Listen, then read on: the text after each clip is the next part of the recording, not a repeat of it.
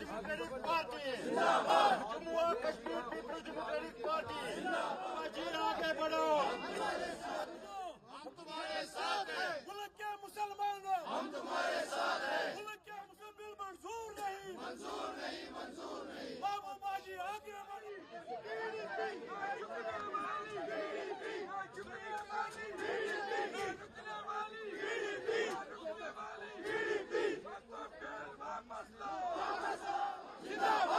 Kashmir peoples democratic party जिंदाबाद।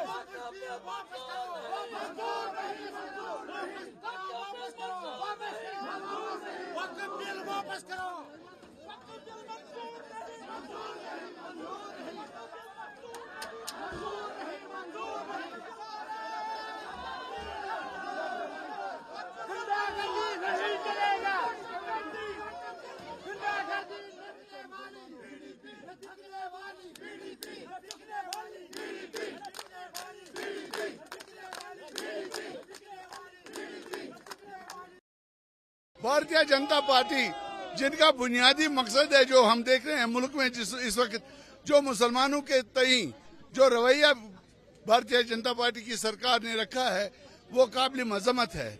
लेकिन हमें उससे ज्यादा अफसोस इस बात का है कि नेशनल कॉन्फ्रेंस ने जिस तरीके से एक मुजरिमाना खामोशी इस मसले पे इख्तियार की है, वो एक अफसोसनाक वाकया है।